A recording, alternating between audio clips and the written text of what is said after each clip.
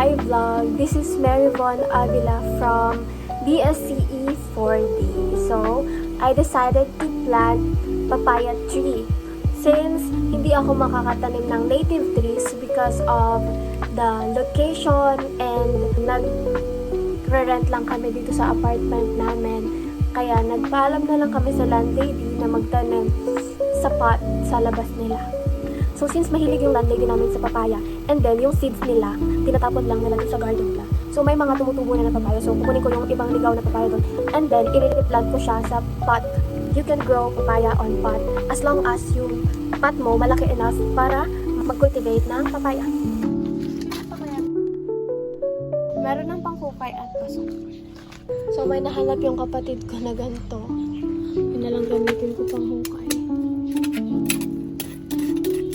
Pero dapat hanggang gusto hukay na. Ito muna tayo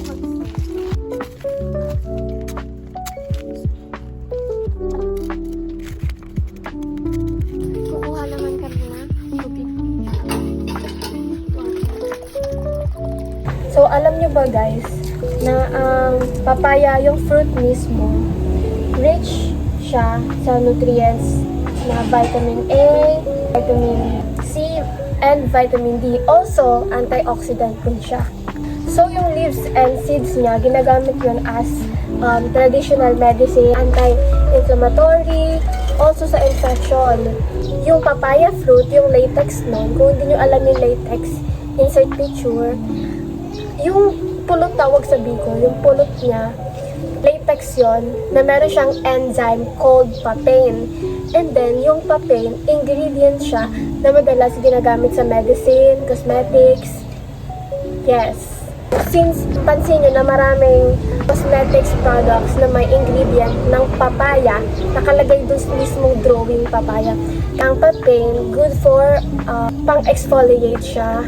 Madalas, ng ganon is yung mga sabon, cleansers, serums, and mask. So, hindi lang siya for healthy body, also for healthy skin.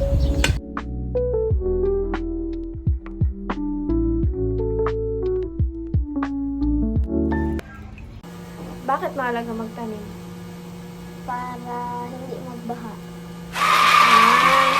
Pero yon mostly, yung parang hindi ba, sa mga native trees siya, yung mga malalaking puno like mango trees, nara, acacia, yung mga ganon, santol. Pero syempre, yung mga small trees, nakaka-help din yun para ma-lessen yung flood. Before ako pumunta ng school, i-check muna natin yung tanim. Okay, day 3. Kasi yung day 2, umalis ako so hindi ko na videohan. Sabi mo. This is the day 5. Every other day ko siya binivisit ba. So, wait. Tingnan nyo dito sa may tumutubo ulit na maliit. So, last time, nung third day, ito pa lang. Hindi malulunod guys. Chill. Dito ko lang sa gilid. Kasi mahilig sa tubig ang papaya.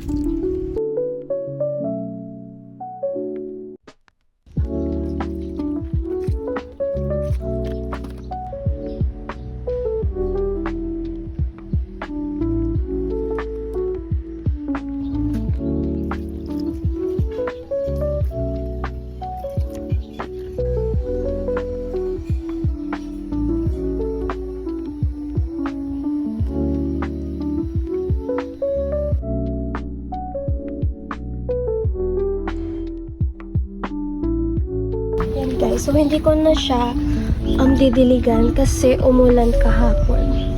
Basa pa yung ano niya. So, yan. Mas lumaki na yung dahon niya. Guys, for today's update. Bye-bye. Since umulan kahapon, hindi ko na rin siya didiligan. So, ayan na. Sobrang laki na nitong dahon na to. And then, ito na yung dating maliit. Tapos, meron ulit, ayun.